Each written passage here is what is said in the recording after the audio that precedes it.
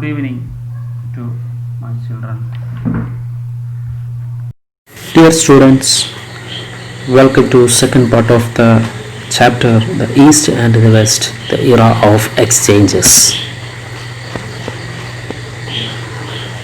In the previous classes, we have discussed about the medieval period, major trade routes of the medieval period like spice route and silk route. And also we have to discuss about the cities of medieval world and the eastern cities and their peculiarity. Today in this class we are going to cover the remaining portion of this chapter. The remaining portions are guild. അതായത് കഴിഞ്ഞ ക്ലാസ്സിൽ നമ്മൾ പഠിച്ചത് spice root, അതുപോലെ silk route, ഈ രണ്ട് റൂട്ടുകളെക്കുറിച്ചും അതിൻ്റെ അവിടെയുള്ള നഗരങ്ങളെക്കുറിച്ചും ഈസ്റ്റിലെയും വെസ്റ്റിലെയും ചെയ്യാൻ പോകുന്നത് ഗിൽഡുകളെക്കുറിച്ചാണ്. എന്താണ് guild? What is the guild? എന്താണ് ഗിൽഡ് എന്ന് പറഞ്ഞാൽ? The guild was one of the greatest speciality of the medieval socio-economical structure. These guilds were the association of experts, the different occupational sectors. അതായത് മധ്യകാലഘട്ടത്തിലെ സാമ്പത്തിക സാമൂഹിക ഘടനയുടെ സവിശേഷതയായിരുന്നു ഗിൽഡുകൾ എന്ന് പറയുന്നത്.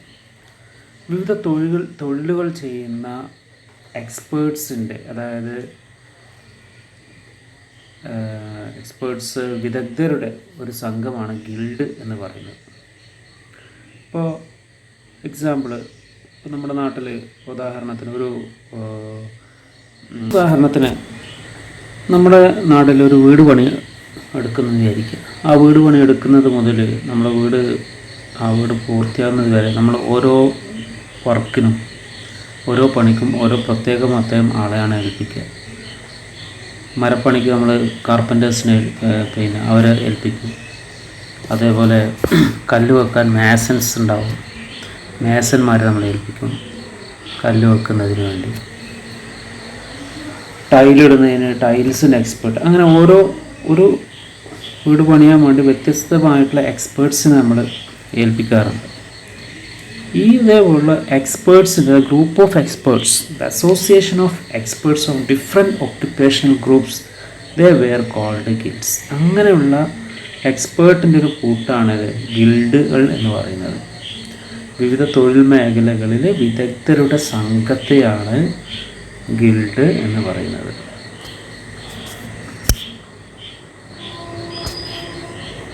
അപ്പോൾ ഈ ചിത്രം നിങ്ങൾ പരിശോധിച്ച് നോക്കി മനസ്സിലാവും, ഓരോ ജോലിയും ഓരോരാൾ ചെയ്യുന്നതായിട്ട് കാണാം.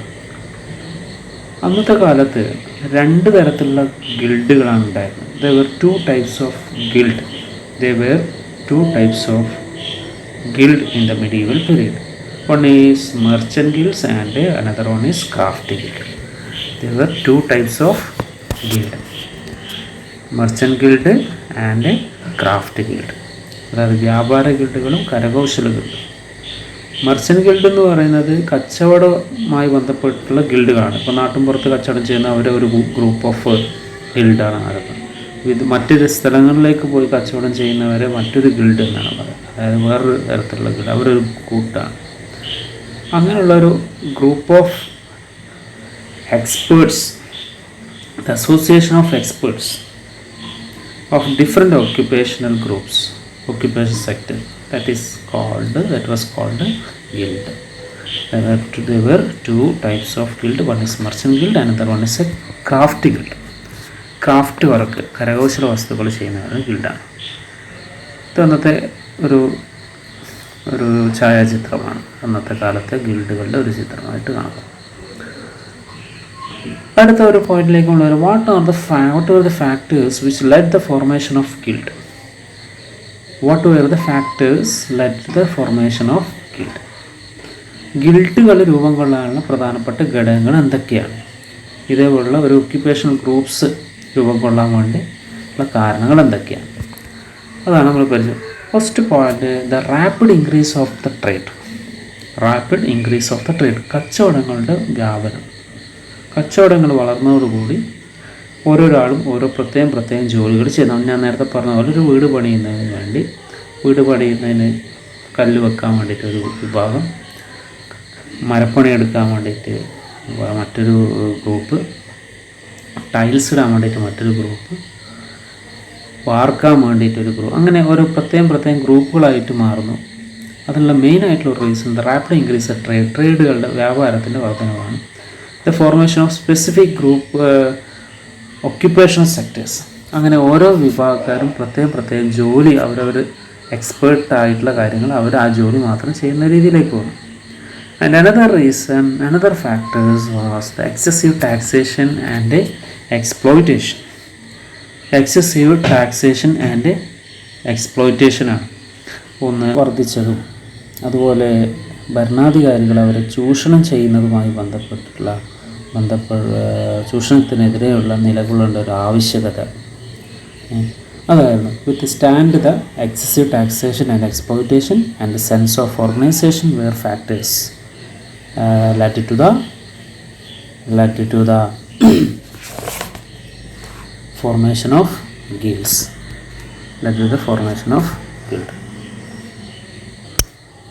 ഒന്നുകൂടി പറയാം. What are the factors which led to the formation of guild? ഗിൽഡുകൾ രൂപം കൊള്ളാനുണ്ടായ കാരണങ്ങൾ എന്തെല്ലാം? One is rapid increase of trade, വ്യാപാരത്തിൻ്റെ വളർച്ച. The formation of specific occupational groups, പ്രത്യേകമായ തൊഴിൽ മേഖലയുടെ രൂപീകരണം. Third, excessive taxation and exploitation,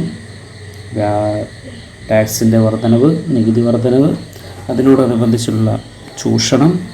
sense of organisation, ഒരു ഓർഗനൈസേഷനായി മാറാനുള്ള ഒരു ബോധം.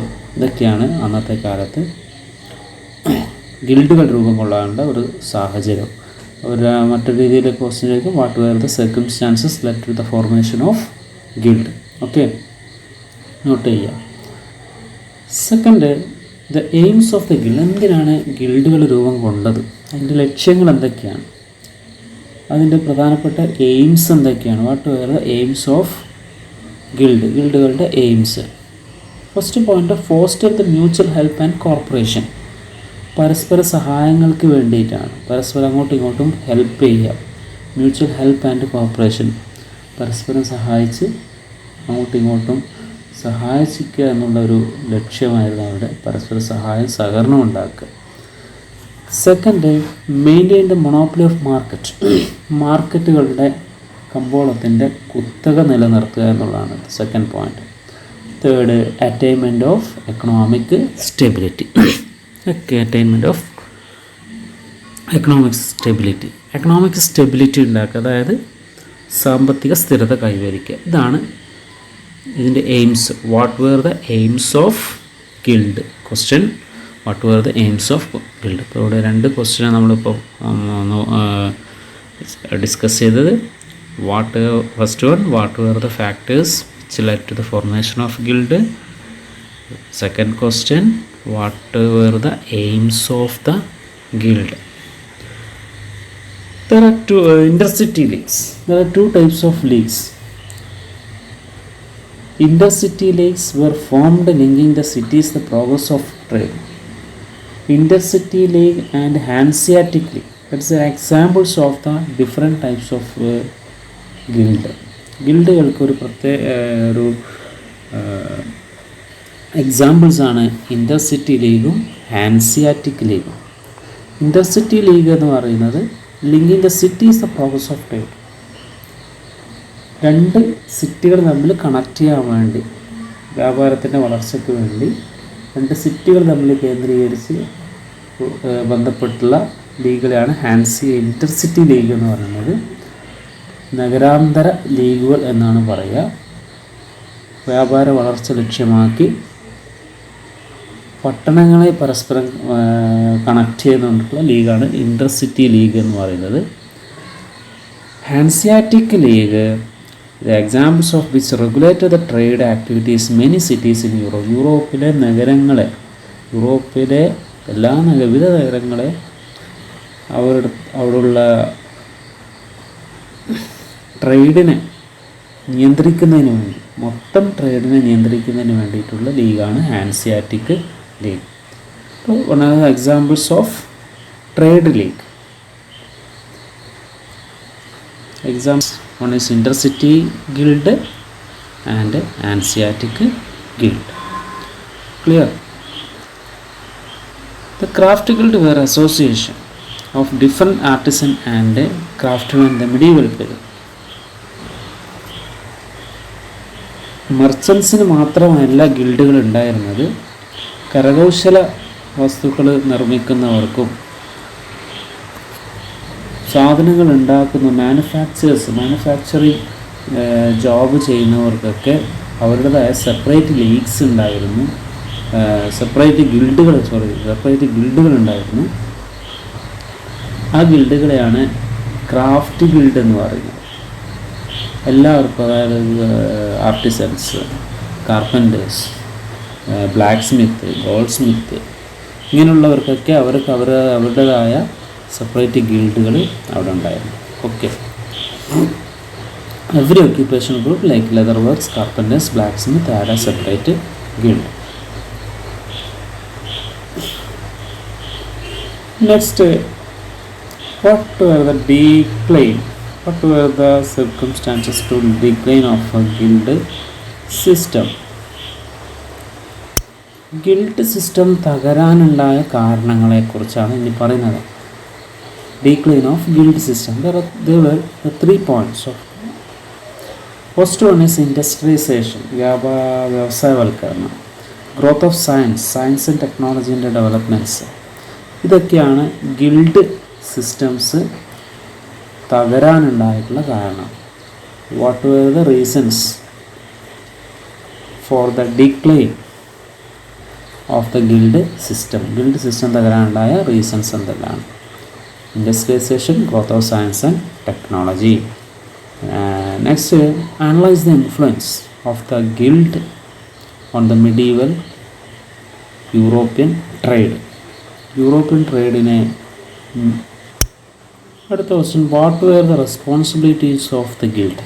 ഗിൽഡുകളുടെ റെസ്പോൺസിബിലിറ്റീസ് എന്തൊക്കെയാണ്? അതിൻ്റെ ഉത്തരവാദിത്തങ്ങൾ, ചുമതലകൾ എന്തെല്ലാം? ഗിൽഡുകളുടെ ഉത്തരവാദിത്തങ്ങൾ എന്തെല്ലാം? What were the responsibility of the guild? First point, framing the labor laws. Labour നിയമങ്ങൾ, തൊഴിൽ നിയമങ്ങൾ രൂപീകരിക്കുക എന്നുള്ളതാണ്. ഓരോ ഗിൽഡിനും അവരുടേതായ തൊഴിൽ നിയമങ്ങളുണ്ടാവും. ആ നിയമങ്ങൾ ഫ്രെയിം വർക്ക് ചെയ്യുക. Second, divisions of labour. അധ്വാന വിഭജനം. ഓരോരാൾക്കും അവരുടെ തൊഴിൽ എന്താണെന്ന് പറഞ്ഞ് മനസ്സിലാക്കി കൊടുക്കുക. എന്നിട്ട് അവരെ കൊണ്ട് ജോലി ചെയ്യിപ്പിക്കുക. അതാണ് അധ്വാന വിഭജനം അല്ലെങ്കിൽ ഡിവിഷൻസ് ഓഫ് ലേബർ എന്ന് പറയുന്നത്. Maintain the quality of products. അവർ ആ ഗിൽഡ് ഉണ്ടാക്കുന്ന സാധനങ്ങളുടെ ക്വാളിറ്റി മെയിൻറ്റെയിൻ ചെയ്യുക, സാധനങ്ങളുടെ നിലവാരം ഉയർത്തുക. Determine the mode of sale. എങ്ങനെ വിൽക്കണം, ഏത് രീതിയിൽ സാധനം വിൽക്കണം എന്ന് തീരുമാനിക്കുക. Fixing the prices. വില നിശ്ചയിക്കുക. Determine the working hours. എത്ര മണിക്കൂർ വർക്ക് ചെയ്യണം എന്നുള്ള കാര്യങ്ങളൊക്കെ ഡിസൈഡ് ചെയ്യുന്നതാണ് അവരുടെ ചുമതല, ഗിൽഡുകളുടെ ചുമതല. What were the responsibilities of guild? Okay, അപ്പോൾ ഈ ഭാഗത്ത് നമ്മൾ എന്തൊക്കെയാണ് മനസ്സിലാക്കിയത്? What is guild? എന്താണ് guild? Guild were the association of experts, the different occupational sectors. What were the 2 kinds of guild? 2 തരത്തിലുള്ള ഗിൽഡുകൾ ഏതൊക്കെയാണ്? Merchant guild, craft guild. And another question, what were the factors which led the formation of guild? ഗിൽഡുകളുടെ സവിശേഷത എന്തൊക്കെയാണ്? And next one, what were the aims of ഗിൽഡുകളുടെ ലക്ഷ്യങ്ങൾ എന്തൊക്കെയായിരുന്നു എന്നുള്ളതാണ് മറ്റൊരു ചോദ്യം. And what were the types of guild? Examples of guild: intercity guild, Hanseatic guild and craft guild. 3 തരത്തിലുള്ള ഗിൽഡുകൾക്ക് ഉദാഹരണങ്ങൾ അവിടെ പറഞ്ഞിട്ടുണ്ട് ടെക്സ്റ്റിൽ. And last one, what were the responsibilities of guild? What are the responsibilities of guild, ഗിൽഡുകളുടെ ഉത്തരവാദിത്തങ്ങൾ എന്തൊക്കെയാണ്?